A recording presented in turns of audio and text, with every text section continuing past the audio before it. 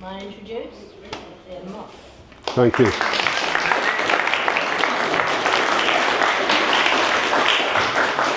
Okay. Hello. Why this is my take on punk is because I don't want to stand there and pretend that I am the definitive thing, because there is no such thing as the definitive thing. Punk means different things to different people who had different experiences. It's why I disagreed with some of what Erica said. What Erica said was her truth, and I understand that, and she's entitled to her truth as I'm entitled to my truth. And there will be points where some of you will shake your head in disagreement with me. There'll be groups who you like who I will dismiss as being a complete load of fucking rubbish. But that's only my opinion. Remember that. You're entitled to your opinion, and my opinion's no more authoritative or better than yours. So that's the sort of ground rule. The other ground rule, but I've already done that, was I do use a lot of Anglo-Saxon expletives, so I hope they don't upset you. Right, I'm going to start not in 1976, I'm going to start in 1970. I was 12 years old in 1970, right?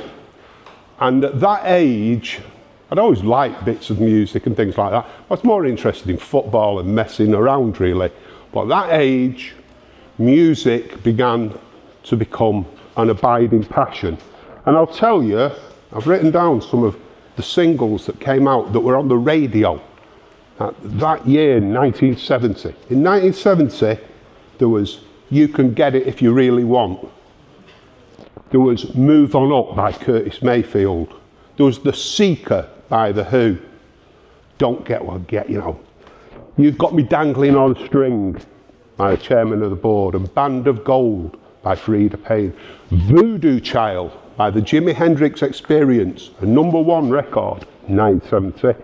Instant Karma by the Plastic Ono Band. The Green Manalishi and the Two-Pronged Crown. Paranoid, the only record by Black Sabbath that anybody needs to own. Fireball, the only record by Deep Purple that anybody needs to own. Pressure Drop, later covered by The Clash, by Toots and the Maytals, along with 54-46 was my number, Toots and the Maytals. Ball of Confusion, The Temptations, all that psychedelic soul with a message to it. War, What Is It Good For? Absolutely Nothing, by Edwin Starr. It was incredible. Double Barrel was my favourite record of the year, but then there was stuff like Bridge Over Troubled Water. There was not Hey Jude, there wasn't, I do apologise, there was Let It Be. Why I say that is because all that is vivid, and it's all stuff that you can get your teeth into, that's very, very relatable. It's all very direct. I was 12. The four lads who later were the Sex Pistols, about a year older than me, they're all 13. So they are soaking up those influences. And it's exciting. And it's giving you ideas. It's fermenting. At that point, my academic life at school was going down the pan. They used to do this very cruel thing. I was in a comprehensive school in Denton, and they used to do this very cruel thing at the end of a school term. They would fetch up on the stage out of each year a male and a female as the best students of the year. But then the cruel part, they would also fetch up the worst of the year to publicly humiliate them. Now, in the first year, as an 11-year-old, I was on the stage as the best of my year. I was a good lad, I was finding my feet. By my third year, when I was 13, I was on the stage as the worst in the whole year. And that was because I found the teaching system to be fucking useless. boring, just teaching you by rote, not really teaching you, not giving you any insight into things. You didn't explore your feelings. All it was that you were told things that you had to remember, so it's a memory test that you could then do an exam with, get an exam, and you might get a job in the office. For the rest of us, you're factory fodder. And I'd figured that out, and I fucking hated it. And I became not a bad kid, but I asked a lot of questions, and teachers didn't like questions. There was some of it was nice things that I asked. I remember in this second year at school, the teacher asked us for our opinions on what book we should read. And there's a curriculum, and I volunteered that we should study John Steinbeck's Mice of Men, because I'd read it and I related to it. And I just got rubbish. You can't do that. And we got some dusty old fucking crap instead that nobody was interested in. It was crap. I remember a well-meaning teacher. She was called Mrs. Thomason. And so this has been 1971. And it's the day after David Bowie has been on Top of the Pops. And it caused a national outrage, because David Bowie very camply had draped his arm over Mick Ronson's shoulder, singing Starman. And Mrs. Thomason, probably just gauging what sort of latent homophobia there was amongst her class, said, "Did everybody see Top of the Pops last night?" And of course, everybody did. That was a ritual. Everybody saw Top of the Pops every Thursday. And she said, what did you think of David Bowie? Who liked it? Class of 32, one hand. And the rest didn't like it. And she asked why they didn't like it. Too weird, it's puff, it's disgusting. I was marked. A few months later, I kind of exaggerated that, because I'd had my hair cut in an approximation of David Bowie style and dyed red and shaved my eyebrows off. Now in 1972, East Manchester, a comprehensive, I promise you, they'd never seen anything fucking like that, and they were not impressed. Seriously not impressed. So I was a misfit there at school, and I looked increasingly to music as my solace.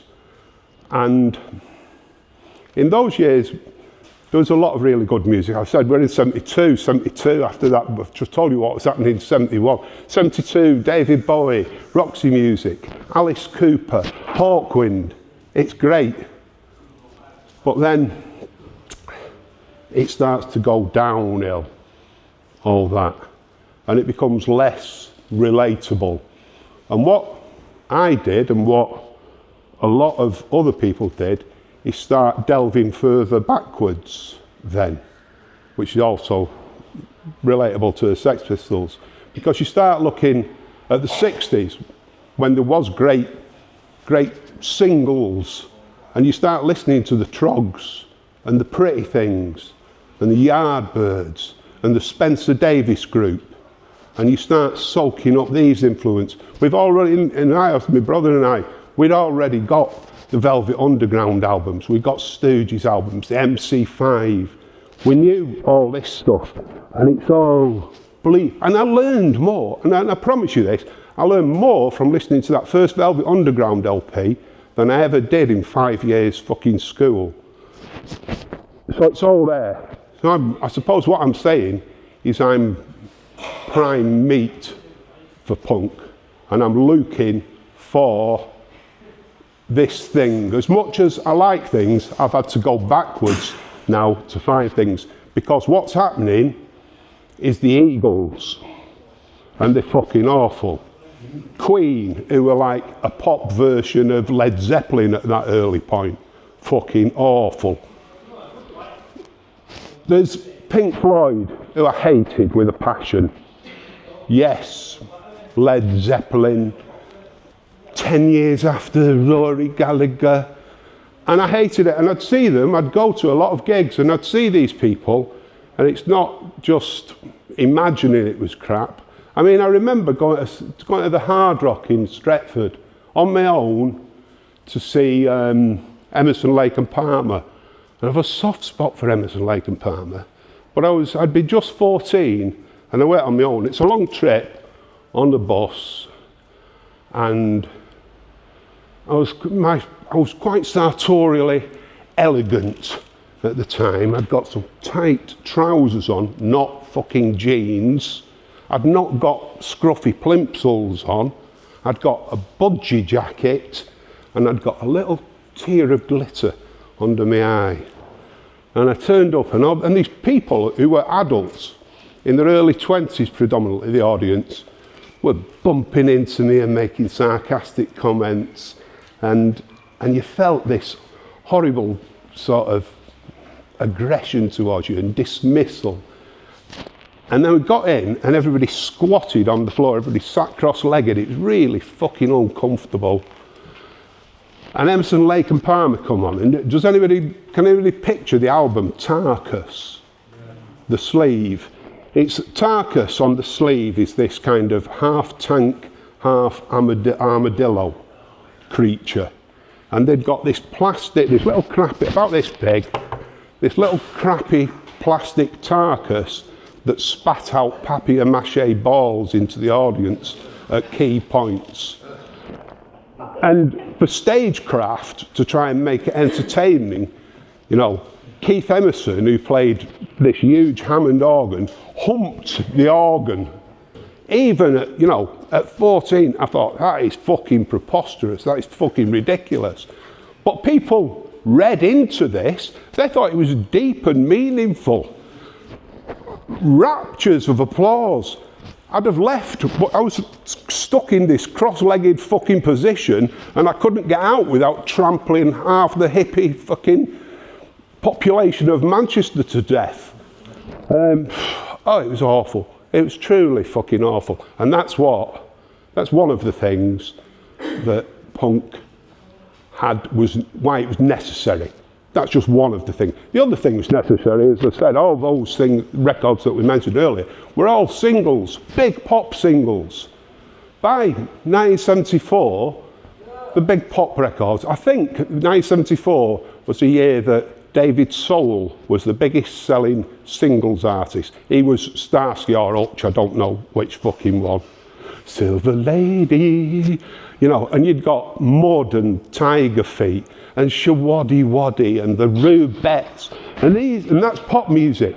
It is fucking drivel, absolute drivel. There's no war, what is it good for? That's neat, that's neat, that's neat, Tiger Feet. Fucking crap. So you look, obviously, I have an inquiring mind, so you look in, and I encounter things that period. I remember going to see Ace. Anybody remember Ace? How long has this, how long has this been going? It was a great record. Ace playing at Salford University. And the support act was somebody I'd never heard of. It was a fella called Graham Parker. And he was fucking great. He was great, and I got up and danced on my own, and there was power, and there was energy, and there was passion. The trouble was, it's all rooted in American R&B. It's not mine, it's borrowed from somewhere. You'd go and I saw other bands of that. I saw Kilburn and the High Roads with Ian Jury as the lead singer. And again, it's nearly there, but it's not. Dr. Feelgood. Again, it's R&B, it's Johnny fucking Be Good. It's not ours. It's not ours. I wanted something the way kids in the 60s would have been able to relate to the Small Faces. I wanted the equivalent for me, and I was looking, and I couldn't find it. There was one, I'll tell you what. I went to Stoneground. You anybody remember Stoneground? Bellevue, opposite Bellevue. It was like this latter-day hippie venue. Put on lots of big... Leo Sayer played there. Gong played there. The Edgar Broughton Band were regulars there. Can played there. The Flaming Groovies played there. But I went this night to see Silverhead, who'd got all the sort of look of punk. They looked interesting. Seen pictures, and the singer had this peroxide hair, silver trousers. You know, it wasn't denim and all that. So I went along. They'd got the big build-up that they were going to be this new thing, and I went to see Silverhead. Nigel Harrison was the bass player who was later in Blondie, and the singer was Michael DeBars, who was later the singer in the Power Station with the guys out of Duran Duran, Michael DeBars. Anyway, I went along and they came on and they just dressed the part, but they're playing sludgy blues rock. It could have been any bunch of cunts. It was awful, absolutely awful. And then Michael DeBars was clearly ripping off Iggy Pop. And I loved Iggy Pop with a passion, even though nobody I knew even knew Iggy Pop, who knew who he was at this point in time. But I knew, I'd read these little bits, and he's got no shirt on, he's got these low-slung silver trousers, and he comes into the audience doing his Iggy Pop thing. And I said, I was only young then, I'd be 16 or 17. I fucking walloped him in the solar plexus and took all the breath out of him because of how affronted I felt by this. Because aggression is part of punk rock. Let's not forget that. So, I'm kicking along. The country is shit, even though a lot of people didn't know it. Because, strange as it seems now, because everybody's sort of well-travelled and gets about, and there's the internet, most of the people, most of my peers, didn't leave the town that he was born in, never mind the greater sort of environs of it, except to go on holiday for 2 weeks a year. So I'm from Denton, and most of the people I knew stayed in Denton for 50 weeks of the year. When I go into Manchester, they'd go in and shop very occasionally, but at night time they'd say, what's it like? Is it dangerous? You know, they thought it was the Wild West, and they were fucking terrified of the city where they lived in. The country was crap, and I used to go to football. I was a rabid football fan, and I travelled the country watching United. And so as bad as Manchester was, and Manchester was caked black. You know, the statue, the Queen Victoria in Piccadilly, was not white. So I thought it was made of black stone. Everything was black. Every building was caked in black. And everywhere around us was the remnants of the Second World War. It was decay and fucking bomb sites, basically. And I travel around the country watching football, going to all cities, going to London, Cardiff, Bristol, Glasgow. And I realised that a lot of these places were fucking worse than Manchester. It was fucking mental. The whole place was fucking falling down, and everybody's blind to it. That's neat, that's neat, that's neat. You know, fucking rubbish. You know, just pretend everything's all right and put up with this end of the pier entertainment. That was what it was like. It was fucking crap. Anyway, I started reading little snippets, the tiniest snippets about this group from London, Sex Pistols. And they're all, you know, they're infrequent and more or less tiny mentions. And then the biggest piece, I'm not sure if it was about a gig at the Nashville Rooms or the Marquee. They both got reviewed, both those things. And it was about this fight that it turns out Vivienne Westwood engineered it to get them in the press, because that's situationism. She knew what was press-worthy. So she engineered a fight, and all the band come off the stage and joined in. And then there was a quote from Steve Jones at the end that said, actually, we're not into music, we're into chaos.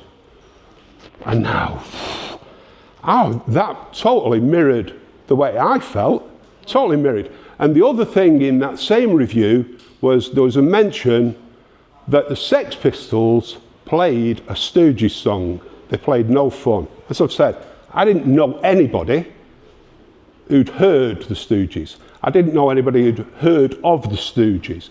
They were this weird thing that the friends used to tease me about. Who's that group you like? Go on. And all that. It was so marginal, so marginal. So for a group to be playing a Stooges song, that fucking got my antenna right up. And then they came to Manchester. It was probably just an advert in the evening news. I don't know, it might have been in the music press. But I was going. I had to check them out. I had some cynicism about it because there'd been so many false dawns. So on June the 4th, on a blazing hot night, I came down here. I tried during the day to engage with some female friends and invited them out on a date to a gig. And they seemed quite keen. There's a phone box at the end of the road, and I'm there putting my coins in. Found about 3 girls. And they were expecting it to be like Gilbert O'Sullivan or something. And they say, who is it? I said, it's a group called the Sex Pistols. And they went off the idea. So I came in alone and paid me money, 50 pence, into the Lesser Free Trade Hall. I think Malcolm McLaren took the money on the door. And I'd no idea that there was a Lesser Free Trade Hall. I'd been to the Free Trade Hall probably 80, 100 times by then. Didn't know there was a Lesser Hall. Anyway, up the stairs into the Lesser Hall. And it's just like a sort of, I don't know, like a school sort of adjunct, I suppose, or something where they might put a play on the stage at the end and seats. And I sat myself down and waited for something to happen. Waited for it to fill up, and it didn't. Waited to see if there was anybody I knew, and there wasn't. So the support band came on. I didn't know what they were called at the time, so they were called Solstice. And I know I'm swearing again, but they were fucking awful. They were a hairy, denim-bedecked bunch of third-rate blues rock dickheads. The singer had a big fucking love bite on his neck. And the only thing of note they did, they played a version of Nantucket Sleigh Ride by Mountain. They're fucking awful. And it put me in a bad mood. This was a Friday night. Put me in a bad mood. I'm thinking, what have I let myself in for here? In hindsight, it turns out that it was a good thing that they were like that, because then it gives you contrast when what came next did happen.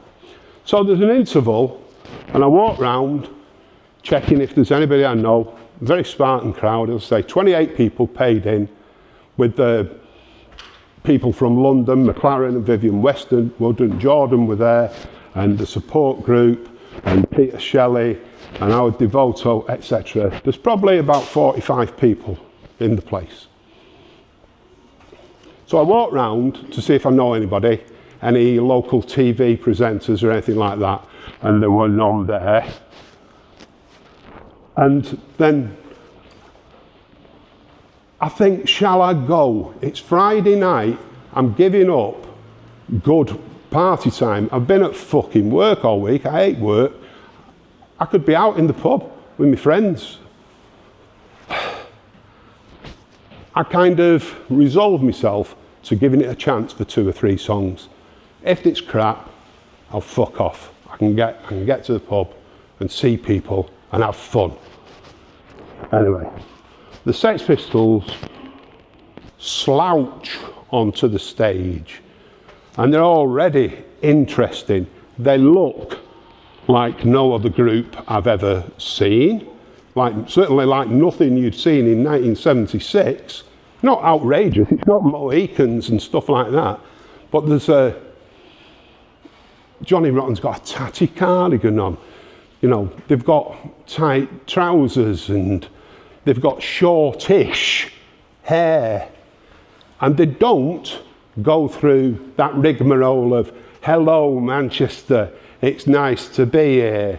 They sort of blow some snot out of the noses onto the stage and, you know, and sort of survey the crowd, giving it a sneer. And then they start to play. And it's fucking exciting. It's rudimentary, it's basic. They're not the worst, but they're not the best musicians you've ever seen. And they're playing songs that are short and sharp, that are reminiscent of the early Who. Is straight away, that's what came to me, and I'd loved the Who. They'd been my favourite band. I'd absolutely love the Who. And then they start playing cover songs. This is what I'm saying, where they've done the same thing as me. They've gone back to the 60s, and they play Small Faces, What You Gonna Do About It. They play Substitute by the Who. They play No Lip by Dave Berry and the Cruisers. They play I'm Not Your Stepping Stone by the Monkees, and they play No Fun by the Stooges. So I completely relate to him. I'm thinking, and I actually thought these could be my cousins. That, you know, I felt that bond. I felt almost immediately, this is family. This is I found family. After being the freak, after being on the outside of everything, I found a family. 4 songs or 5 songs in, they're playing What You Gonna Do About It. Absolutely adored the Small Faces, and I'm sick of squirming around in my seat because everybody's just sat down, and I got up and went to the front of the stage and danced around, threw myself around like a fool. The only one, this is not the only person, I absolutely promise you, and that's why there's evidence of me there, because there's a clip of film of me on my own. Like that. For the encore, everybody stands up and there's a picture of everybody stood up. But throughout the gig, I'm the only person who moved. It was so thrilling. And I was, in the aftermath of it, I was kind of evangelical. I told everybody about this thing. My granddad was dying, he was in a hospice. Got cancer, and my auntie took me to see my granddad, and I he knew I'd never been a happy kid, you know, he knew that, and he said, what have you been up to? And I said, I've been to see this group called the Sex Pistols, and they're amazing.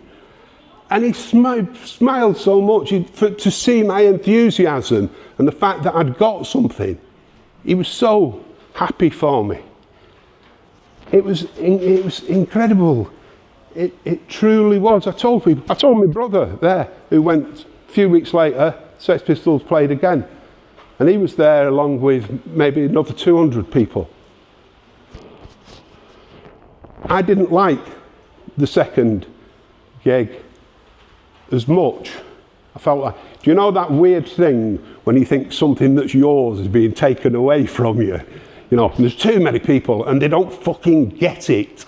You know, there's all these kids from Wythenshawe running around, squabbling, looking pathetic, fighting, throwing things. And after Solstice, I wasn't keen on seeing the support acts. And they opened, because there was that many people in this time, they opened the bar. So I went to the bar. And therefore missed Buzzcock's first ever performance. Unfortunately, I went in to catch the next band, who were Slaughter and the Dogs. And that was the first red flag of punk for me, because they were fucking disgusting. Absolute shit. They clearly hadn't fucking got a clue what this was about, but they'd seen a bandwagon and they were fucking jumping on it. They were throwing flour, they were wearing brown blouses, and they were throwing flour around and playing Jumping Jack Flash. fucking garbage. Hated them. Paul Morley threw a jelly baby at the singer, and he had a big hissy fit and threatened to leave the stage. Everybody was, go on! But he didn't, they carried on. Fucking awful. The Pistols were probably better the second time than the first time. But as I say, it hadn't got that excitement, that initial rush for me. And then things started building around Manchester. Bands started forming. So by the time the Pistols came back in December, just after the Bill Grundy show, after that incident, and just as Anarchy in the UK was released, they played at the Electric Circus in Collyhurst as part of the Anarchy tour. And it was an interesting night, you know. It was into the Lion's Den, because the locals were not very welcoming, and they'd picked up on all this Bill Grundy thing and the fervour that the papers had whipped up about it, what a disgrace it all was. And so they were picking off people, beating them up. At one point, they invaded through the doors into the crowd to attack people indiscriminately, and people were fighting them off. Jerry Nolan, the drummer out of the Heartbreakers, who'd been in New York Dolls, fighting all these yobbos from Cheating Hill off and stuff. So that was great. And Buzzcocks played unannounced. Buzzcocks played, and they were magnificent, absolutely magnificent. That combination of sort of art, intelligence, and an edge. And then a big surprise was the Clash came on next. Now this is before the Clash had released any records, so we've not heard the Clash. And I wandered up to the front of the stage, as close as I am to Pip here in the front row, and stood in front of Joe Strummer. And the Clash looked great. They were a different thing from the Pistols. They were very DIY. They're in these homemade things. They've got slogans painted up and down the clothes, and it's a sort of Jackson Pollock, you know, splatters all over the place. And they've got this thin, reedy, speedy sound. And they got me. I remember, I don't know if it was the first song or whether it was just at some point I'm stood there, and then blur of movement and stuff. And that opening lines, I get violent when I'm fucked up, get silent when I'm drugged up, want excitement, don't get none, I go wild. That's my life. They just talked about me at that point. Oh, thought these are fucking great. As it turned out, I didn't like them very much after that. It was the best. It was the best I ever saw them by a fucking country mile. I thought and it turned out, you know, that their relationship to punk was somewhat tenuous, in that they'd been put together in exactly the same way that the Monkees or One Direction are put together. The rich manager, Bernard Rhodes, had come across Mick Jones and built a band around him. He'd picked the bass player, Paul, quite simply. He couldn't play a note because he was handsome. He'd look great in pictures. Got a drummer who was perfunctory. They could get rid of him later, get a better one. And then they desperately needed a singer, otherwise they'd miss the boat. So they got this old pub rocker, Joe Strummer, in, which turned out to be a stroke of genius for him. And the Clash became very proficient, made good records. I've got all Clash's records. I'm not saying they didn't make good records, but there was something discombobulating about them. You know, the first album sounded like the Clash. It was thin and reedy and speedy. But they were singing songs that Bernard Rhodes had told them to write. You know, all this about letter bombs, you know, and I'm bored with the USA, White Riot, all that. So it's actually, when you look back at it, quite cynical. So the one point there, they're singing, I'm so bored with the USA. The next album is then a love letter to America. They get a guy out of the Blue Oyster Cult to produce it and give it this radio-friendly sheen. And there's some good songs on it, but then there's some of the worst fucking songs ever in history. I mean, there's a song, Guns on the Roof. Do you all know Guns on the Roof? I mean, it's about shooting somebody's fucking racing pigeons, and they try to make themselves out as rebels for shooting racing pigeons. And then Julie's been working for the drug squad. Oh, our anti-establishment, fuck off. You know, the one good thing about the Clash later, and I would always give them credit for, is they were brilliant at choosing support bands, put really interesting support bands with them. So Bo Diddley played with the Clash when his career was down the pan. You know, they gave respect to Bo Diddley. Joe Ely, got country stuff, the Specials, and most of all, Suicide. Now, Suicide were absolutely brilliant New York two-piece synthesizer and in-your-face sort of stuff. Now, if anybody thinks punk was all embracing and all happy-clappy, you should have seen the reception that Suicide got, because it wasn't particularly nice at all. In Manchester, they were just subjected to whistles and boos and paper cups and stuff being thrown at them. In Glasgow, a fireman's axe was thrown at them.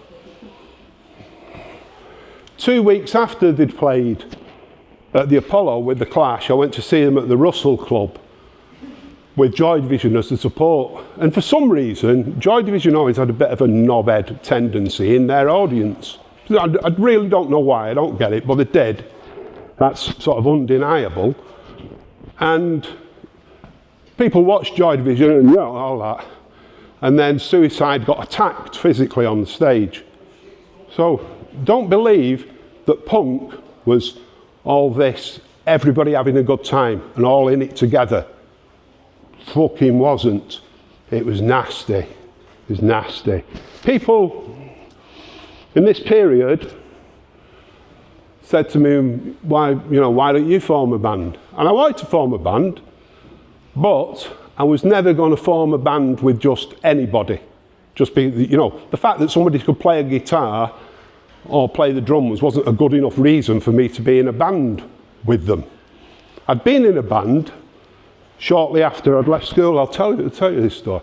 I had a band when I was 16 with two friends, with Robert and a lad called Steve Mardy, who's later in the Hope, who was part of the Musicians Collective.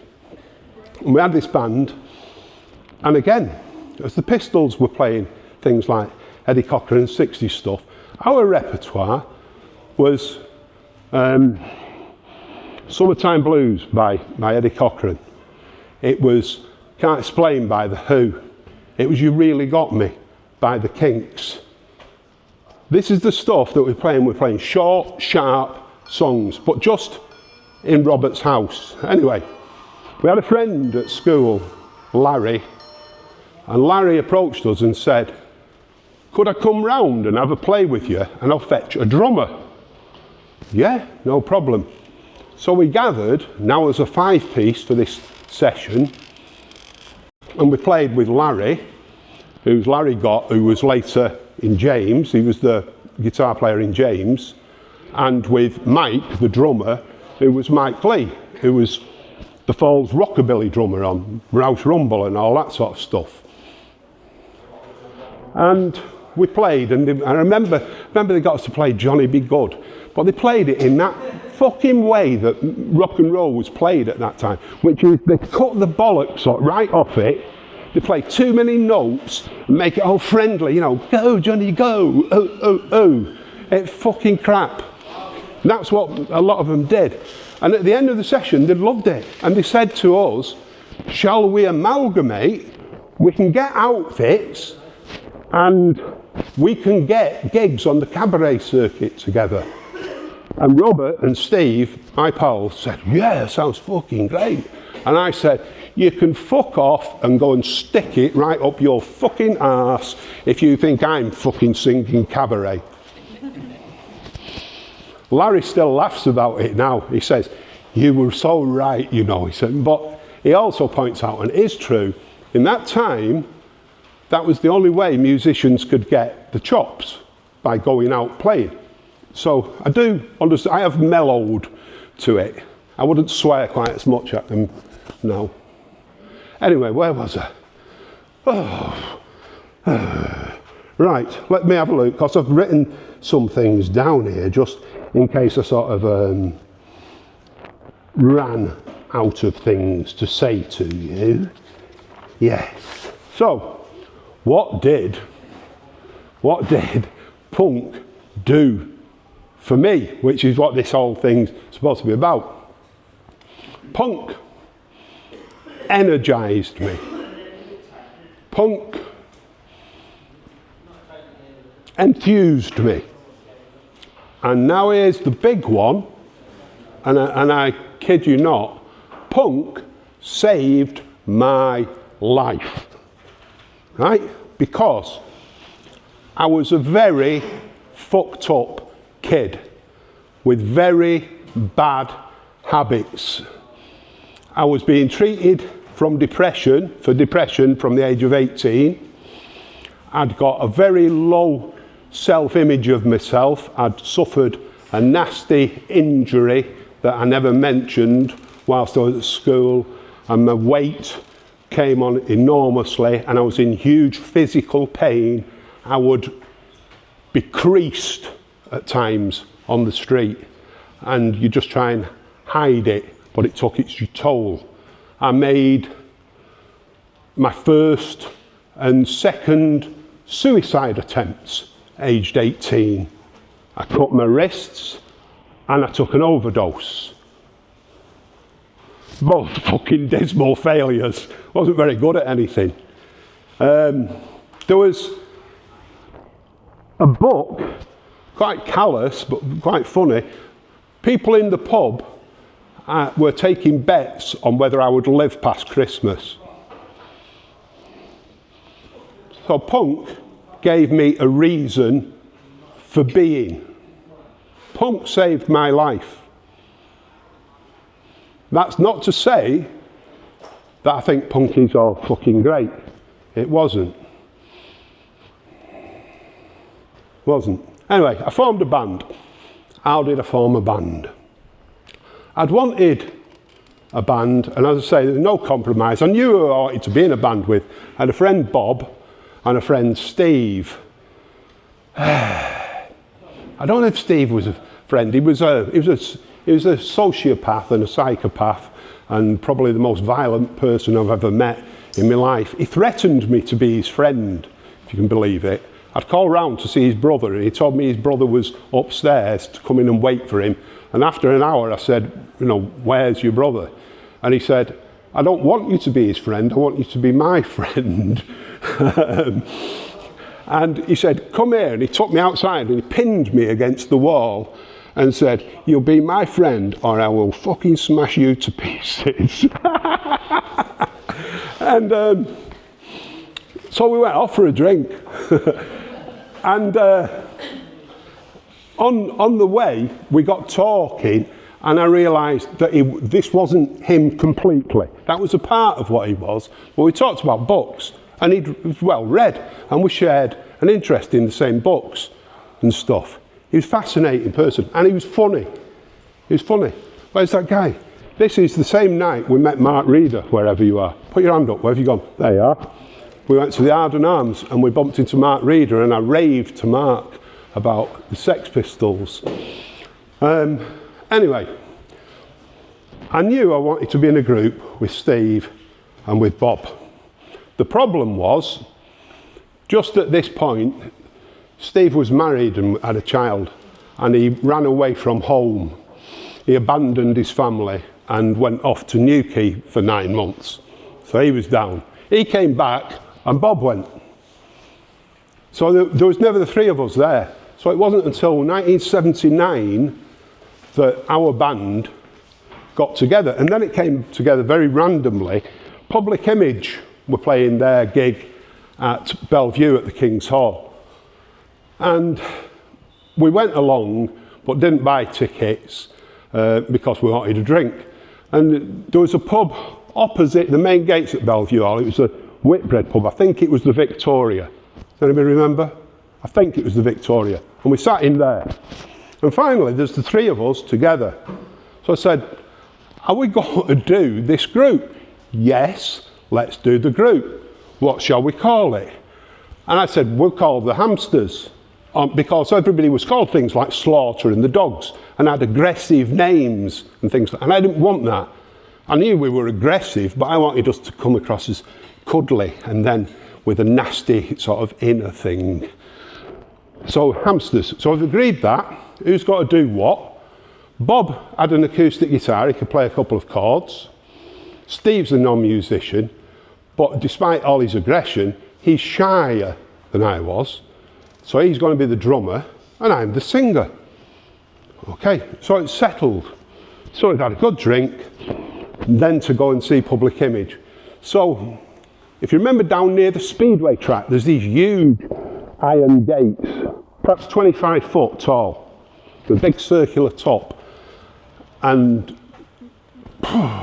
absolutely drunk, we climb over those to get entrance into the greater sort of amusement park area. Then we've got to get into the King's Hall. So we get to the King's Hall and we're circling it, looking for a chance.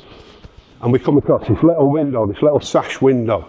So Bob's the smallest, so Steve and I haul him up and launch him through this window. And he goes into the men's toilet where the man is doing his business. This man has this person coming tumbling down on top of him. So Bob bolts out of there and opens the fire door, and we run in with security hot on our heels, and we run in and at this angle, we've come from here, so we've got security there, and we run in and we run onto the stage of the King's Hall as Public Image are coming out that way, which is great timing because people stand up, you know, and there's a sort of kerfuffle of people doing things. So we just jump in to the crowd and we're in, and it's great. And as much as I'd love the Sex Pistols, and Public Image couldn't be as exciting as that, you know, they were a far better group, they were far more interesting. So it was great, it was absolutely great, and we're full of enthusiasm. And we come out, and across the road from Bellevue was the Mayflower Club. And that night at the Mayflower Club, the UK Subs were playing. Now, they're another one of those groups like Slaughter and the Dogs, who I think are absolutely fucking shit. But we want to go somewhere. So again, we prise open a fire door, and we get in thinking we've been on notice, get a drink, nobody said anything. Great, the UK Subs come on, and we abuse them constantly. We shout abuse at them, and at the end of the set, we get on the stage to tell them, you're absolutely fucking rubbish, you should pack it in, you haven't got a clue, you're fucking regressive fucking idiots. Anyway, very pleased with ourselves. We stood there having a drink, and this lady comes over, little black lady, but fierce. And she runs the place, she's called Pam. And she says, don't think I didn't see you sneak in here, but I just figured out that I was better having some beer money off you rather than throwing you out. Because there's only about 20 people there. The UK Subs, 20 people max. She says, you seem to have very strong opinions. She said, and everything's going wrong here. She says, we're booking bands like this through agencies. They're costing a fortune, and we're going to go bust because nobody comes. what should we do? So I said, book us. We've existed a matter of hours and we can't play anything. Book us. Put some local bands on. Book us. Okay, you've got a gig next Friday, 7 days time. Fucking great. So we go away, wake up, hungover, and decide we better write some songs for a start. So I go round to Stephen's flat, and he's got some biscuit tins, Bob's got his acoustic guitar, and we write, again, rudimentary is one of my favourite words, we write 6 or 7 very rudimentary songs. But we can't wait a week, they've got to be road tested. So that night, or early evening, in Horton Green, which is a sort of suburb of Denton, which is a suburb of something else, at the youth club, there's a local group of sort of 15-year-olds called Abdominal Pain are playing a gig. So I said, let's go there and play with them. And Steve said, they won't let us play. I said, we've got ammunition. He said, what's that? I said, we can promise them that they can play at the Mayflower with us next week. They've only ever played in youth clubs. They can play with us in a proper venue with a PA if we can play with them. He said, they still won't let us play. The dad of the drummer was a fella called Terry Kane. I used to play football for him when I was a kid, and he'd become Tory councillor. So Terry the Tory is running the gig. So Steve knew he wouldn't be impressed. Anyway, nonetheless, we turn up and we negotiate. You can play with us.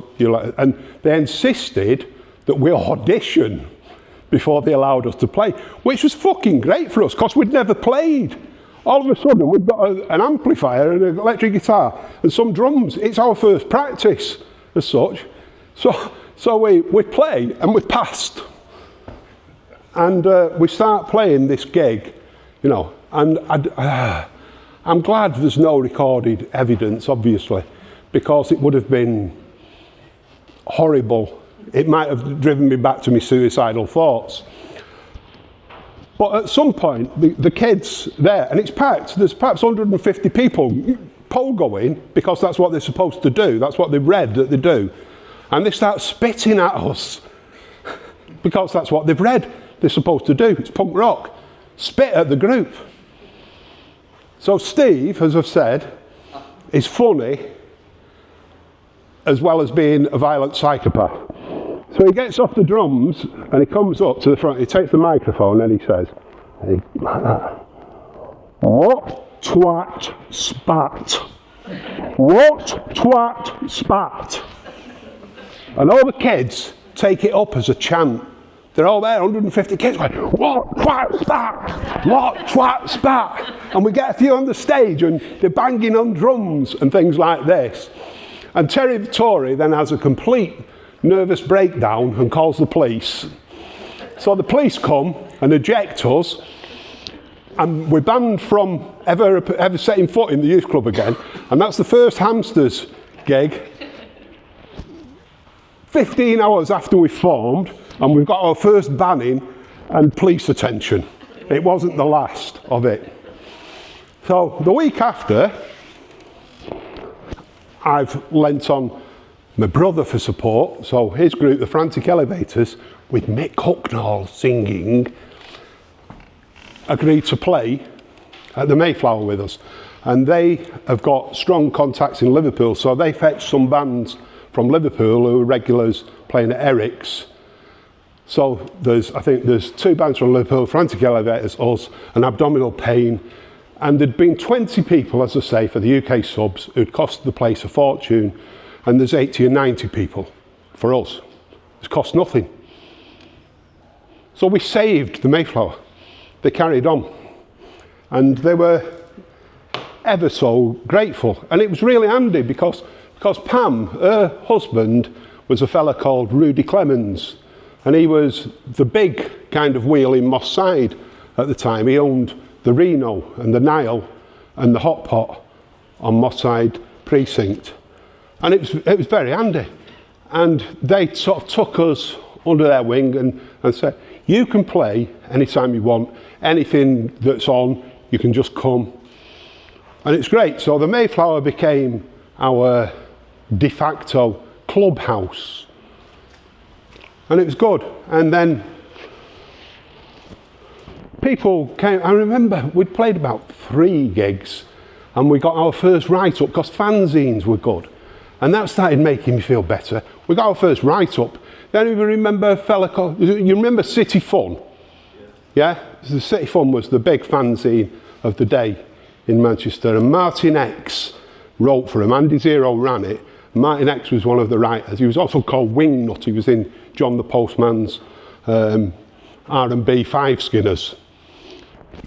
And Martin wrote this piece comparing us with the Rolling Stones, not in musical style, but just saying we were miles better. The Hamsters are miles better than the fucking Rolling Stones. So even though I didn't believe it, you know, it's sort of nice and things are on a roll. For our 5th ever gig,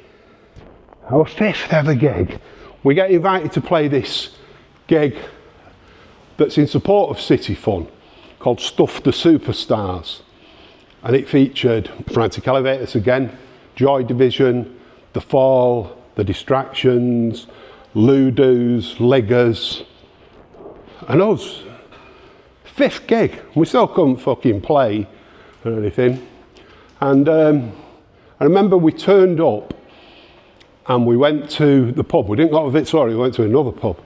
And we sat there and we're nervous because, well, we'd actually gone to the venue first. Because this is sort of where our heads were at. We went and it's full of musicians. It's a hive of activity, you know, with all this stuff and people who we know, who we've seen playing and stuff. And they said, we booked your sound check in for this time. We don't want sound check. They thought it was arrogance, you know, we don't want sound check. It was with sheer fear that they'd find us out. If we sound check, they wouldn't let us play. So we went to the pub. We came out and there was like a grassy knoll between the pub and the Mayflower. And Steve and I came out first. And as I say, he's a violent psychopath, but he's also, he'd got a very sensitive side as well. So we walk up this grassy knoll and we go inside the Mayflower. And there's a queue of perhaps 500 people. And he just went, "Ugh," and puked his guts up in sheer fear. Anyway, one of the first misunderstandings then, as we walked into the venue, there's these kids selling fanzines and shirts and stuff, and they've come from London. And they come to me and they say, "We've come especially to see you. We've heard that you are the Northern Sham 69.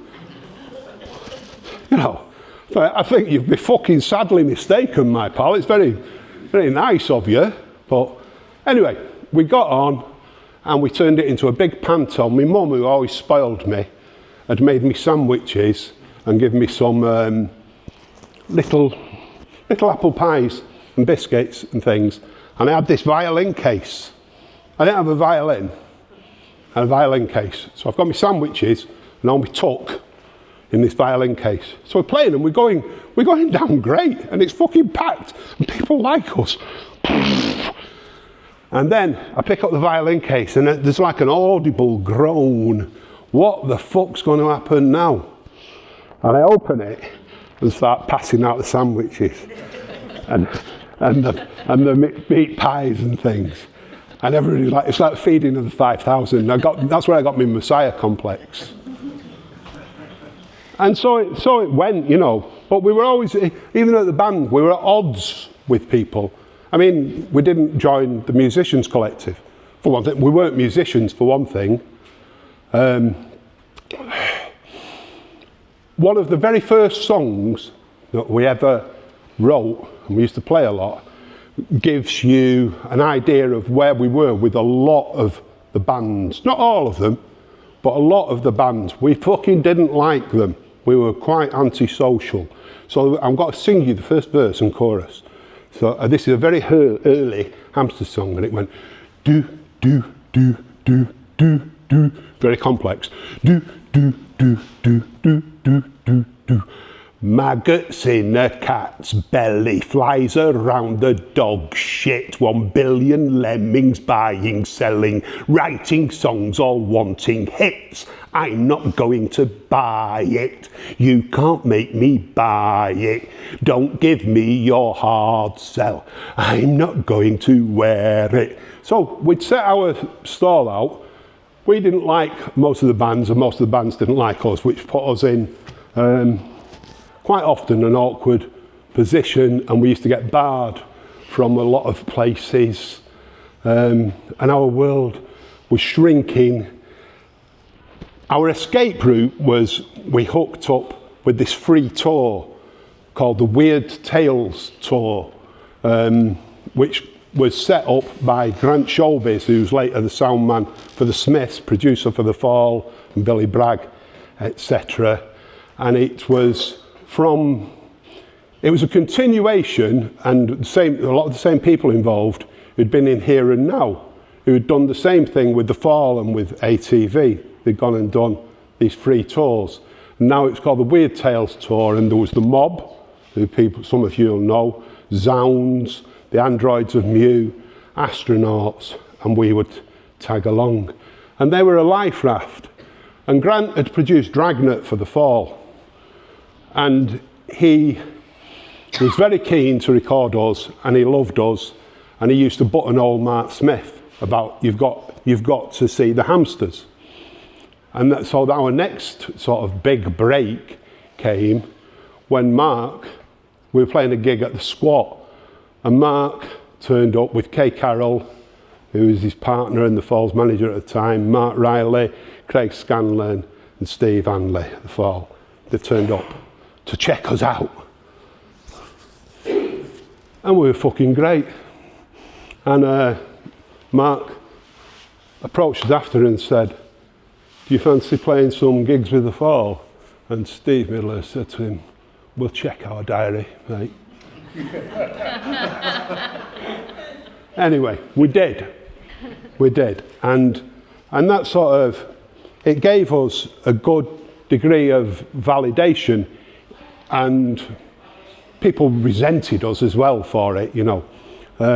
But we became The Fall's favourite support band at that point in time. And we played a lot of gigs with them, and things were going swimmingly, and we started, we'd agreed to do an album with Fuck Off Records, which was Grant Showbiz's label. He'd put an album out by the Androids of Mew, with this fabulous feminist band from London, featured Suze de Blues, who had been in Here and Now. They were really good. I remember that, after all these years, I'm going to sing again. Now, I'll just sing you a little bit of an Androids of Mew song. They used to sing, don't want to be another bored housewife. There's got to be a better way of life. And I used to go and stop. They had a squat in Shepherd's Bush. And that was another, punk gave me this family of people, this huge family of people who I could relate to and learn from. And I'd go with these radical feminists, because I didn't understand feminist politics. East fucking Manchester in the 70s, you know, I needed all that chipping away from me. And I'd go, and it was a lesson in life. And it was fucking great. And some of those people are still friends today. You know, the people out of The Fall are still my friends. The people out of the Mob are still my friends. Grant is still my friend. And I say, it gave me a family. And it saved me. It didn't suddenly make me happy. I suffered acute depression for 10 years, and then intermittently after. I remember 10 years later, I was 30. I'm sorry I'm jumping, but I think it's important that you get a picture of, you know, people Why I'm saying this is because I think a lot of people would expect me to come and say, everything was crap, punk come along, everything was good, and everybody lived happy ever after. And that's fucking wrong. That's not the truth. People do it with Northern Soul. They pretend that it's all keep the faith, one family, and everybody's fucking okay. It wasn't. It was crime. There was loads of crime fueled it. There was a hierarchy. There was bullying, competitiveness. You know, things are never the way they're sugar-coated. And punk was never like that. So anyway, I've digressed again. 10 years later, I'm 30, and that was a real fucking crisis for me. Really fucking bad. Because I'd tried then. I wasn't in a band, which made me fucking horrible because it's the only thing that I really should do and be. But I was trying. I thought everybody else is all right. They've all got houses and cars and wives, and I've got fuck all. So I bought a house, I got a job, but I've still got gigs. And I remember it's a Friday night, and I went to the International on Anson Road, went to see the Gun Club, with dear friends, with Mark Riley and his wife, actually, with dear friends, and it had, on the face of it, a really good night. I loved the Gun Club. I got to sit and chat with Kid Congo Powers, the guitar player who'd been in the Cramps, and he's really good. I remember having a dance to T-Rex with Mark's wife. On the face of it, it's great. But all through the night, I'd got this fucking shadow. I felt disconnected from everything. I felt at a distance from everybody. I felt isolated and alone. And at some point in the night, I knew I was going to kill myself. And I remember Mark and Tracy getting in a taxi going to South Manchester, and I'm going to East Manchester. And very pointedly, rather than saying good night, I said goodbye. And I got a taxi. And I wasn't drunk or anything. This wasn't hysteria. And I went home. I had this house in Denton. And I got in, by then it's about 2 a.m. And I went upstairs and started running a bath. And I put some razor blades on the side of the bath, and I was going to cut my wrist and bleed out in the bath. And I say, it wasn't hysterical, it was all considered, no second thoughts. And as the bath's running, downstairs, bang, bang, bang on the door, ignore it. Bang, bang, bang, 2 a.m, Friday night. Bang, bang, bang. Turn the taps off, go and see who it is. And it was a fella, and Phil will know him, who's there. It was a fella called Steve Wright. And Steve was an acquaintance rather than a friend. And he knew me through music, through being in a band. Punk rock saved my life again. Steve knew me because of that. And he insisted on coming in, him and his wife. So we sat down, you know, and then absolutely insistent, they only lived a couple of streets away, insistent that I go with them. Wouldn't take no for an answer. And so I got dragged off to this house, and Steve sat with me all through the night talking to me. I don't know it's whether he sensed something, but he talked to me all through the night until 8 o'clock in the morning. There's a knock on his door, and he had to go to work. Somebody had come to pick him up for work. But knowing he was going to work, he'd sat up and talked to me all night. And then, you know, I stepped out, and it's a different day, isn't it? You see, then there's the sunlight, everything's different, and we got home, you know, the bath's full of water, let out. And you move on. You try and do something positive, because that's the other thing that punk gave to me. It made me, at the best of time, made me want to be positive and creative. Made me not settle on my fucking laurels. It made me question things. The one thing we've not talked about here is and I know I'm like a time traveller, I'm going back, but the other thing about those early 70s that I'm saying, and it's something that Erica was talking about earlier, is the racism of the time, and the sexism, and the homophobia. It was fucking Disgraceful. Everybody spoke racist language to you. You'd go in the pub and the landlord would say, "No fucking niggers out there, is there?"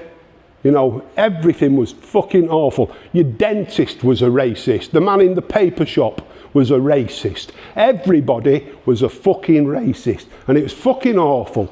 And I knew it was awful. And I didn't join in. But what punk did was it gave me the bravery to start challenging these people, to speak up. Now, this is one of the reasons probably why I was in such an emotional mess, is because when you're 18 and you're challenging your supposed olders and betters, people who you work for and things like that, it takes a toll. It takes a mental toll on you. I don't know why I have ended up there, but I just thought that needed kind of saying and touching upon. And it was important. And you like me anecdotes? Does anybody want an anecdote? Right. Punk gave me that bravery, but it also put me in danger. Do you remember the Cypress Tavern? Yeah, everyone remember the Cypress Tavern? I was in the Cypress Tavern, and this would be about 1979. And I was on my own. I was quite often on my own, as I am now. It didn't bother me. I've always been a bit of a loner, and I'd go out straight. I worked in Didsbury, and I'd got to get East Manchester, so I wouldn't go home. I'd go into town to drink, and I'm out for the night. So it's early hours of the morning. I'm in the Cypress Tavern, and I go in the toilet, which was a big toilet, this big, not with little pots, but with a big rim to piss in around it, and I'm there unleashing my urine, and this lad come in, this skinhead, Woody. Some of you might remember Woody. Not Woody who was in the worst, he was another racist cunt, but this was Woody from Bury. And he was I didn't know this, but all this comes later. He was they gave themselves ranks, and he was something like the Sergeant of Arms in the British Movement Northwest. And the week before, they were all very full of themselves. They'd made the front page of the Manchester Evening News. They'd been around Oldham and Rochdale, assaulting Asian people and painting swastikas on the doors. And they were fucking chuffed with themselves. So I'm there, and he comes behind me. You know the little stickers that used to be everywhere? And he sticks this British Movement, or British National Party, one of them, in front of my head, you know, sort of wogs out or something. And I look at it, and I spat on it and ran my fingers through it. So he sticks another one up next to me. So I move over, I spit on it and run my fingers through it. So he tries then to kind of negotiate with me. You know, he says, "You're entitled to your opinions and I'm entitled to mine." I said, "You can go and fuck off. That is not an opinion. Hatred is not a fucking valid opinion." So he says, "Let's just leave it." And he holds his hand out to me, and I spat in his hand. He's a big fucker, this big skinhead. Anyway, we've got this face-off. This is perhaps 1:30 or something in the Cypress Tavern in the toilet. And they are not alone. They don't go out alone. And the toilet fills up. There's between 15 and 20 skinheads who he is the boss of. And I'm surrounded by these fucking skinheads and Woody, but I'm right in his face. Woody holds his hand out again. I spat in it. Like that. And I thought, I'm going to fucking hospital. At best, I'm going to have serious damage done to me, but I'm right in his face, and my fists are balled. And I've got it in my head, if I'm going down, he's going down, and I'm going to bite his fucking nose off. Not nice, but that was exactly what was in my head. And he can see the hatred boring into him from my eyes. And he says, "Right, let's go." And they turned round and they all walked out. I was shaking like a leaf, with fear and adrenaline. And I walked out into the bar, and there's another skinhead lad there who was always separate from him, who hadn't got these racist leanings. And he said, he bought me a double brandy. He said, get that down you and get out of here before they realise what's happened and they come back. I thought, that's fucking good advice. I went out, and I still picture this to this day. I walked out from where the Cypress Tavern is, and walking along Whitworth Street, past the park there, with these skinheads in line. When I say walking, they were goose stepping in Manchester. Fucking goose stepping. Fucking preposterous. It doesn't even end there, this. There's a sort of postscript. A week or 2 weeks later, I went to Rafters, just along there, to see TV Smith's Explorers. And I'm sat Rafters before anything happens, having a drink with some friends. And Woody and his wife, Wendy she was called, come in. And I sort of looked, you know, like that. And after a few minutes, Wendy comes over to me and says, will you go and have a word with Woody? I said, fuck off. She says, he's changed. He's stopped doing all that now. After what happened with you, he said, nobody's ever been willing to fight him before. He's had people say you're wrong, but he's changed. That made me even more contemptuous of him. He'd not even got the courage of his fucking convictions, the prick. And that's just like these pricks now in Reform and fucking Tommy Cunting Robinson's fucking lot. When he comes down to it, they won't have the courage of the convictions. They're shithouses. Anyway, where was we? Oh, God. Right. What time are we at? Right. Is that enough? Has anybody else got anything to say? Or I can talk more, or I can read you some stuff, or... Anybody want to say anything? Any questions? Anybody got anecdotes they want to tell me? I was surprised what you said about the racism in Manchester. I was brought up in Coventry. Oh, fucking hell. That felt all right, and Pauline Black talks about moving from London to Coventry and a sense of relief because of the mix of races there. So it's maybe different, but I thought Manchester would have been the same. Yeah. Yeah, no, and I don't. Perhaps you're right. I mean, when I was in the band, the Hamsters, we played a gig in Coventry at Lanchester Poly, and we went with a group called Armed Force, who were another local group, and we took a coach full of people down there. And amazingly, we didn't get in trouble. They went off trying to cause all sorts of mayhem and all got arrested. And they played and they were fucking dismal and people didn't like them.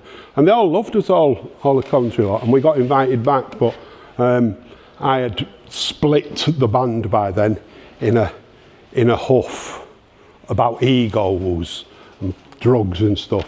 Well, if nobody's got anything to say, what shall we say? Shall we talk a bit about music, punk and music and its influence? Phil? Can I just ask you something? I've known you from school and everything. Can you tell me the years of your football, not necessarily play, because you were a decent footballer as you were a kid and played with you plenty of time, when you was a United hooligan? I was never a hooligan, honestly. You wasn't? No. You wasn't? Never. I absolutely promise you. You was around in them. I was around. I remember going away with you to Stoke and hiding under your coat. Yeah, yeah. Well, I wasn't frightened, Phil. Exactly. Yeah. It's just, how do you relate to those days? Because it was at that atmosphere. That's. I, Phil, found all that character building because you had your friends, and there were violent times, and the police were against you. I mean, that was one of those first myths that got dispelled for me. I'd been brought up to believe the police were on our side, and they were there to be respected. And the truth was the police were a bunch of vicious, psychopathic, violent bastards who were just there to get numbers by arresting you or fucking hit you with batons. And everywhere you went, because this is Manchester United as well, it's like the big fish, and everybody was out to get you.